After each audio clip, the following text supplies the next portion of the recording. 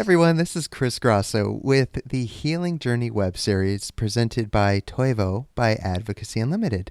My guest today is Hilary Bryant, and I'm going to just tell you a wee bit about Hilary before we jump into this interview. Hilary is a 200-hour certified yoga instructor. Her yoga journey began in 2005 when she took her first class while seeking treatment for depression. Hilary practiced on and off until yoga became a central part of her life in 2012. Loving the clarity of mind, body, and spirit that a regular practice brought, she decided to make it a career. Stepping onto the mat every day is now the most important part of her approach to peaceful daily living. Hilary is overjoyed to bring the healing power of yoga to everyone she can. That is awesome. Hilary, thanks for being here on the show today. Thanks for having me, Chris. Yeah, my pleasure. So, you're awesome. I'll just start off by saying Hey, that. you're awesome. Thanks. No, I'm a big fan of Hilary Bryant. So I've known you for, it feels like, what, a couple of years now through Toivo? Right? Is that right? Yeah. Well, I think it'll be 2 years in April since we've opened. So, Okay, yeah. yeah. So we've gotten to know one another pretty well. Yeah. Yeah, so we're both passionate about what we're doing, being of service, and I also know last year an event that Toivo hosted at Harvard, at the Capitol in Hartford, I was fortunate enough to hear a bit of your story, which was equal parts heart-wrenching, yet super inspiring. And I can relate to a lot of what you talked about. And what I also appreciated was, I know in a lot of the 12-step fellowships, they say leave the mess out of the message. But to me, part of the mess is important, to relate to people, especially those that aren't actually on the path of recovery or are still kind of caught out there. Because if you're just hearing, yay, life's beautiful, I remember when I was struggling, I couldn't necessarily relate to that because Right. I hadn't had a taste of that yet. What I could relate to, though, was a bit of, man, their life sucked. It was in a really bad place. And that's where I'm at right now. So I can relate to that. So Right. that said, if you don't mind, would you walk us through your journey of healing? And you don't need to, put it all on the table. But I like I said, I appreciated that you were raw and candid about it, and if you'd be willing to share a bit of that same vulnerability with our viewers and in your experience. Yeah, absolutely. And I actually had somebody read that speech that I was going to give, and they were like, "Yeah, you need to take out, this, and this, Oh, because yeah. nobody needs to know that. That's too much."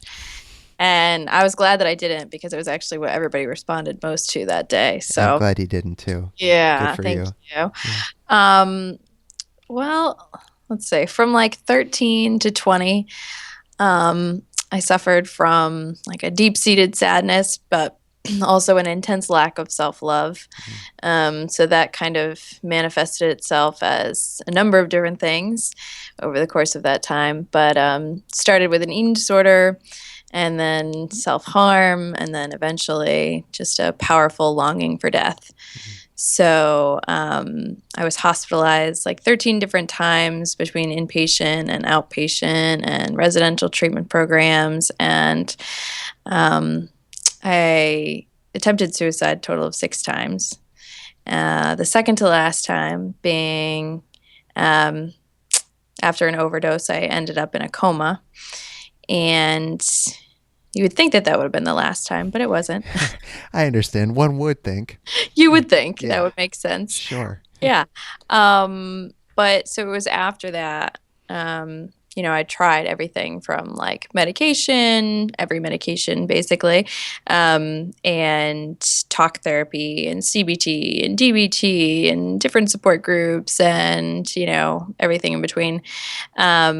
So eventually, after not improving, with all these medical interventions, um, I received multiple rounds of electroshock treatment. Yeah.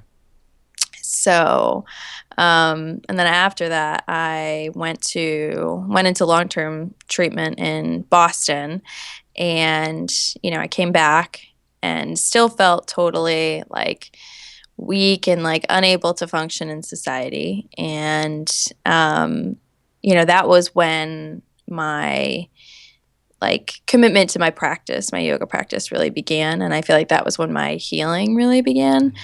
I'd taken classes before. My first exposure to yoga was when I was in a treatment facility, and we were all in a tiny little like community rec room, and they roll out this like super old VHS player and like pop in like, an old yoga tape.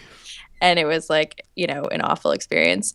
But, so I tried it a number of times and hadn't, been able to really stick with it because the idea that like your body is your temple was like so far-fetched for me. Oh yeah. So, but when I came back after being in Boston for 6 months, and I just kind of, I don't know, I had, it was different. It was different that time, and I stuck with it, and I feel like that was when things really actually began to change for me. So you mentioned the self-love thing. mhm. Well, first of all, thank you for sharing everything you did, because it, as I said earlier, it resonated with me when I heard it then. It certainly does again now. It's crazy to me how here we are, two seemingly, I'm going to say the word normal, though there's not really anything normal about us, but No. functioning, sane, maybe kind Right. of people. Right. I mean, we're playing it off very well, but Yeah. It's a good mask. yes, right, Yeah. right. Yeah. But really, like, and we can laugh about it today, but I know the places we were both in, the fact that we've both tried to kill ourselves, in life. Obviously, you need to be in a very dark place for that Yeah. to happen. When you said you were hospitalized 13 times, like I remember by the age of like 21, I was, hospitalized. I can't even tell you how many times, like emergency rooms and detoxes and jail cells and the whole nine. It's just, and one would think, like we joked, one would think that would be enough, but it's interesting how for those who suffer from, not suffer, maybe struggle with, or we suffer at times too, but struggle with the disease of addiction, when you're in that place, Right. what you do and what you allow yourself to experience, it's pretty crazy. And I know that people who haven't gone through it, they can't fully grasp it, and that's tough. And hopefully, I feel like times are possibly starting to change with that. What I meant to start, or the direction I wanted to go with this, though, was what really resonated when you're talking was the self-love element. Yeah. So pardon my little derailment there, but I love it. the self-love is something that when I talk and I do a lot of workshops, that is a very big recurring theme for people that not only struggle with drug and alcohol addiction, but depression and anxiety and anything that falls under this umbrella of mental health, Right. are just people in general. Self-love, like the way we talk to ourselves in our head, and that we allow ourselves to, many of us, is incredible. Right. So in your case, how, I know, so yoga had a big impact on your life, and we're going to talk more about yoga coming up, but specifically in regards to self-love, there are some practices I will share with people that really helped me, because it was big. And I think for anyone who's looking to heal, the first step really is finding some semblance of self-love, even just a tiny bit. I'm not saying fall in love with yourself immediately, but even just a little bit. So in your case, how did you start to shift that, to find that bit of self-love and acceptance? Yeah. Yeah. I mean, and I think you're right. Like it's a reoccurring theme for people who struggle like we do. But I mean, with yoga, definitely it like that was a big piece of it. Just beginning to do anything that was like being kind to myself, right? So anything that was like, I'm going to take this time, set it aside, and go take a yoga class because, like, that's, I'm treating my body nicely rather than abusing it, which was like all I'd ever done, right? Yeah. So, and then, I mean, I worked with loving kindness meditation and did that. And I mean, I try to weave that into classes I do here now too, because I mean, we could all use more loving kindness towards ourselves as well as other people, right? Yeah. And so it was a process, and I certainly don't claim to like be perfect at the art of loving myself, but I like to say that my relationship with myself is 100 times like my worst day today, with self-love wise is better than 100 times better than my best day back then. Yes. Um, and then I think too, a big piece that helps me, every day here is being part of a community that is accepting and that has been through similar things. So, coming to Toivo and being in a place where I could talk openly about my experiences and no one was going to look at me and be like, oh, she's crazy. Like, Yeah. let's lock her up because, you know, um, so, so being in a place where the environment was accepting and I could just be truthful. I didn't feel like there was pieces of myself that I needed to hide, which is something that, I'd felt in every other work environment I'd ever been in.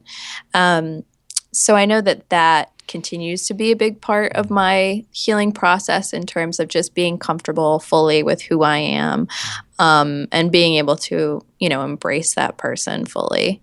So Yeah, that's wonderful. And it it's actually segues really nicely into a question that Darren and Kelvin suggested I bring into the interview, which was, how amazing is it working with them? I think Darren said it must be like Christmas every day walking through the stores. But obviously, how great is it though that you work with, like, that's your boss, like. right. No, I'm extremely fortunate. I'm very, very fortunate.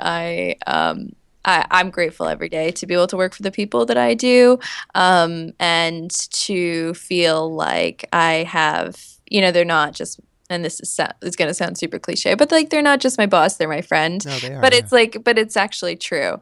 Yeah. And I really mean that, and I get to spend time with super, super inspiring people every day who like teach me lessons and show me, these all of these things that I really want to learn to show in myself, right? So just both of their caring and compassion and love and commitment to this work and all of it, it's all things that I could learn to have more of too. So I love that you actually just answered that question, because I thought we were just going to laugh and just move gonna on. laugh at So, it, but it's but true. it shows like how much, no, really, it's wonderful that you guys have that environment. So that actually honestly really does segue nicely into, tell me about like coming to Toivo. How did you find them? And so yeah, talk to me about that, coming to Toivo, your relationship there. And then I know you're a yoga teacher there, so maybe you can explain like your role. I know you don't just do yoga, but what do you do at Toivo? And Yeah. yeah. So, after I kind of set a goal for myself and I said, if I stay committed to my yoga practice for this amount of time, I'm going to become a teacher. So that was what I did, and so glad I did. And Toivo was seeking a yoga teacher before they opened, and I, luckily heard about that, and had my interview and everything, and so the rest was history. And I'm just so happy to be here. I feel like I'm exactly where I'm supposed to be, which is a wonderful feeling. But yeah, I teach all of the yoga classes here. I'm also the holistic health coordinator, so I'm involved in a number of other things. But we have regular hatha yoga, we have chair yoga, and we have 12-step recovery yoga after Nikki Meyer's model. Mm. And And you've studied with Nikki, correct? Yeah, yep, great. So you yep, bring that into Toivo, and Nikki, for anyone who doesn't know, is an incredible she's amazing. teacher. She's Yeah. amazing. So Yeah, yeah, and great just person in general. yeah. Yeah. Um, so yeah, I'm lucky enough to be able to work with anybody who just walks off the street to come take a class here. We also take our classes, outside of Toivo, and we get to go inside of psychiatric hospitals, rehab centers, clubhouses, schools, senior centers, all sorts of places. And that's super duper meaningful for me because I have actually gotten to go back to like some of the programs that I was actually in and like bring yoga, to those Yeah. places, which is just incredible. Yeah, I've been fortunate to do that as well. Like, just Yeah. speak at places you've been through, and Yeah. not only is that like for me such a really beautiful experience to be able to offer that, but I find part of the inspiring thing is when you see some of those counselors or, even the people that did the intake when you come in Yeah. and they see you a year or 2 years or several years later, and it's like, wow, they're doing well. Because unfortunately, the success rate is not that awesome. So it always meant a lot to me to see, like, by me taking care of myself, it puts a smile on their face, and Right. people like us, it helps remind them not to toot our own horns, but No. we do some work, so we can take a little pat on the back. But Right, right. But remind them that recovery is possible and that yes, healing is possible. Yeah, yeah, absolutely. yeah, that's great. So how about we take a couple of minutes and maybe you can share with viewers? I mean, I've shared you do so many different practices there at Toivo. Can you give viewers a practice that you think is beneficial in any regards? Recovery is a big umbrella. A lot of things can follow Right. under that, but maybe you can introduce some kind of practice and then share the actual practice with viewers, something that you find is helpful for you and for people when you teach. Yeah, yeah, absolutely. So kind of an easy one to share would be three-part breath, three-part Mm, yogic breathing, right? yeah. So um, great for a number of reasons. I think the reason that I go back to that is it's because it's for me it was really easy to connect to. Um, I again being somebody who in the past was deemed as like a um, medication resistant, depression. Um, I was exposed to a number of different options, like alternative things. Like I said, how, obviously not everybody gets electroshock treatment. Yeah. So, but another thing that was out there that I remember almost getting was it was like the vagal nerve stimulator. And it was like an alternative treatment for people with medication resistant depression. And you take kind of almost like a little like pacemaker type thing. You implant it in your chest. And what it does is it sends mild electrical impulses to your vagus nerve. And the vagus nerve is supposed to positively affect the brain's mood centers. So I remember learning, I think it was in my 200-hour training about the vagus nerve, and it's like literally acts as the mind-body connection. It goes from the brain stem down, side of the neck and down into the belly. But so just by stimulating that nerve, you can again increase the brain's mood centers. So when I learned more about three-part breath and made the connection that like, hey, this is just a super quick and easy way to stimulate your vagus nerve, right? So you're making your brain happy just by breathing. That connected with me. And then also the fact that every time we take a deep belly breath, again, we're stimulating the parasympathetic nervous system, calming the body, triggering that relaxation response. So when I'm lying there at night and like can't sleep, I'll just start doing that as a way to kind of like calm and relax myself. And I know a lot of people who struggle with mental health or substance use a lot of times struggle with insomnia too.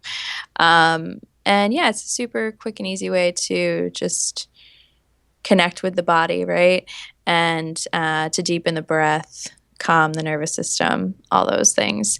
And three-part breath is the breath that's supposed to be used throughout every yoga practice. So it's like the basic yogic breathing. So you won't really, I guess we'll leave the hands out because you can't see my hands necessarily, but you can use your hands too if it helps you. And you can use it to actually feel the connection with the body, with the breath, like moving those specific areas of the body. So, are you going to be my little I like, am. all right, perfect. I'm your student. Teach So me, you're my please. student.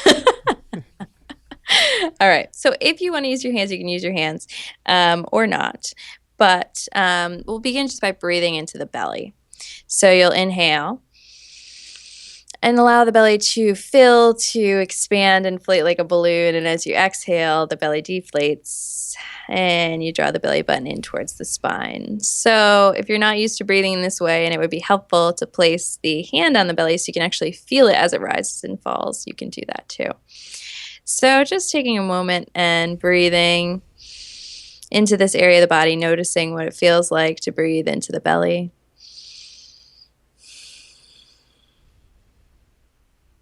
Good.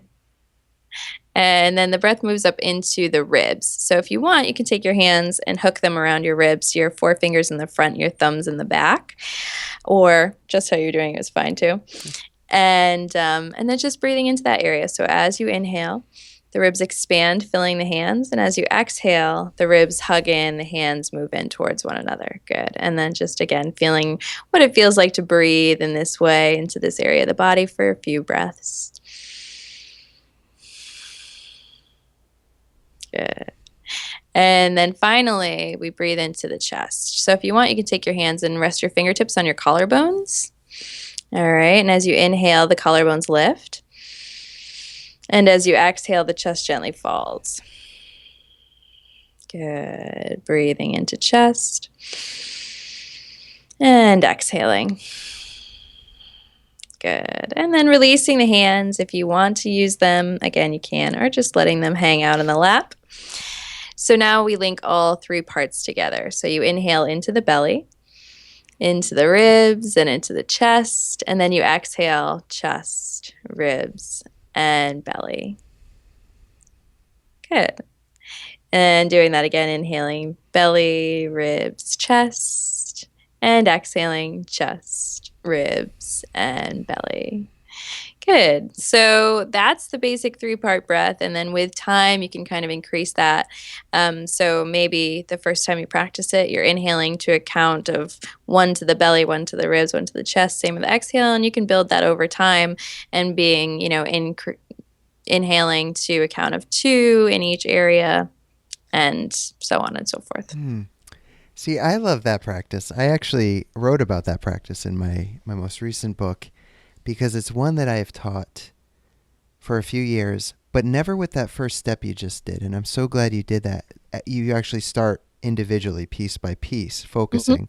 When I do it, it's just, let's get them. We're going to go and Right stomach, midsection, chest, and then out, exhale, chest, midsection, stomach. Yeah. So I love that. And I also love actually placing the hands, beginner or not. I find, those kinds of things really help you to get intimate and really like connect with what you're doing.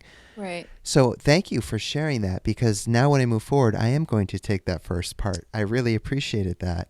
Cool. The one thing I want to add about that practice that I love is I used to work for many years in Middletown, Connecticut, near Toivo, at 2 different elementary schools.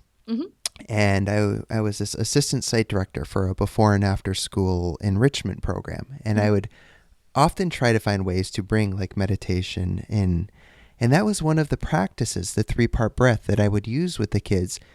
And not all of them loved it. And I would never force kids to do it. But Right. the majority of them that would come and try it, really that one they could connect with. And I always thought that was so cool because, instead of just sit there and watch your breath, for kids, that's very difficult. They want to do things. But when you bring in like 3 different elements, to them it's not like a game, but it's like okay, I need to actually do something. I have something to focus on. And I found that was really beneficial, and they always enjoyed that. Yeah. I taught with a number of other teachers through a New Haven-based organization, 108 Monkeys. We taught just down the street to 6th, 7th, and 8th graders for all of last year's school year. And they loved that. What really got them was as soon as we gave them a block and we had them do it on their back, and then they placed the block on their belly, and then they could literally see it like going up and down as they were breathing. And instantly it was like click. They all got it. They all loved it. And every single time they just got right onto their backs, put their block on their belly. They were ready to go. Oh, that's awesome. Yeah. Unfortunately, these were schools that didn't have blocks, didn't have money for blocks, so we didn't have that. But I love that idea. That's so cool. Like, an added element to really bring their interest in. That's awesome. Well, thank you for doing that with them. That's great. I used to do a jazz book club too, but really, the only way I would get them in was I would have to bring cookies, Yeah. and so that was my way. I didn't have blocks, but I had cookies. But the cool thing was they would come in and they would stay and they'd actually read, and we'd listen to like Miles Davis and stuff, and it was awesome, you know. Awesome. So yeah, it's those little added elements that I don't know, that get them through the door, I guess. But Yes. anyways, And cookies never, you can never go wrong, you can right? never go wrong. That'll be an instant hook for them. Yes. So maybe cookies and yoga. Anyways. So I know we don't have a lot of time left, but one thing I wanted to talk about is being young in recovery, Mhm. because you're young. You're in your 20s, correct? 24. 24. Okay. So a lot of people I speak with 25 or under, you know, especially there's a great place called Newport Academy, Hmm. and they have several centers throughout the country, but there's one in Connecticut in Bethel that I do workshops at. And these are kids, I think it's ages kind of, I don't know, like 13 or 12 through 19, give or take. And one of the hardest struggles, and it's not just drugs and alcohol, but there's also cutting and depression and things of that nature that they're there for. But Right.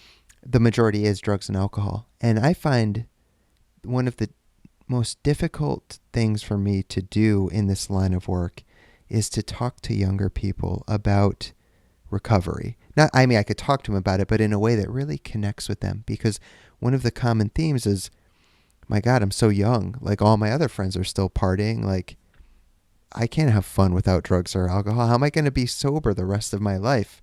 Right. So, I mean, there's a number of ways like I go about approaching it, but I would love to hear from you, being young in recovery. First of all, can we have fun in recovery? And second of all, Yes. I think you're an example of, can we be young and be in recovery and actually really do it in a way where we love life? And to me, every time I see you, you are kind of beaming. And I know life's not perfect. I know we all have our trials still, but Right. so maybe you could talk to me a bit about your experience of being young in recovery. And then also, what would you say to someone that's young in recovery, that's, or young and, I'm sorry, maybe not necessarily in recovery yet. They're on the fence. They're worried, like, Right. yeah, so Right. take that however you will. And Well, yeah. So, I mean, do you find, I tend to find maybe, and this is a lot with teenagers, but I like instantly have their respect and they're instantly listening to me because they're like, "Oh, I like your tattoos and like your hair yes, is cool." And do you get that? that's yes. I'm very grateful for that. Yeah. Danny, you know who Danny Trejo is? He's the machete actor, the guy that Yes. yeah. If and anyone who's viewing, if they don't know him, they would know him if they saw him. He's been in almost every movie ever made. This Yeah. guy's been. But I interviewed him once, and he made a very good point, because he's in recovery too. He just celebrated 40 something years in recovery, Wow. and he talked about how he's like, you and I have this gift in our appearance alone. You know, the fact that we instantly have that cred with kids. So Right. very No, good point. I'm very grateful for that Yeah. because they actually are like, "Oh, I'll listen to you. Like, I'll Right. listen to what you have to say." And I'm very grateful for that. Yeah. Um, but for me, I mean, I think that I just tell it like it is. But like, I think it's absolutely possible to be young and be in recovery and to have fun. And I think that, the truth for me is just that, like, living the life that I'm living now, and especially like being on the more spiritual path that I am on now, like, I feel more joy in life than I ever did when I was, wasted and or high and I was trying to, the result was always I was in a really dark place and I was trying to kill myself. Whereas now, um, I don't do those things, and all you know I look around every day and I'm amazed at how beautiful life is. And again, that's not to say that life is perfect every day and that my life is perfect in every way or anything, but you know, my life back then is just such a clear, like, it's so the opposite. It's complete polar opposite. And there wasn't joy and there wasn't gratitude and there wasn't any of those things that I feel like I have now. And I know that a huge piece of that is just being in recovery, period. I've made other changes too, but like none of those other changes would have happened had I not. moved into recovery. Yeah. So, so I tell that truth as it is, and the fact that, then I felt like I was a mistake, not meant for this world. Like God had forgotten about me, and now I feel, connected every single day. And again, none of those changes could have happened had I not, traveled down this path. And part of that being my recovery path, part of that being the spiritual path. But I think that just being a big piece is being like a living example to the young people that I do talk to by saying, yeah, I mean, I'm doing it. I know a number of other people who are doing it. And, I think it's actually surprising that like when people find out, that there are other people that they know who are young in recovery, or that you can put that out there and people will accept you for it, and that it's not going to be like, not everybody's going to be like, oh, what's that all about? Yeah, some people might do that, but just that there's plenty of fun to still be had. Yeah. Yeah. So well said. Well, Hilary, thank you so much for taking the time and being on the show. And it just reminds me of something Ram Dass has said, which is suffering is a sandpaper of our incarnations. It does its job of shaping us. So very well said. The suffering is not going to make our lives if we don't let it be. So thank you, Hilary, for being on the show, and I appreciate it.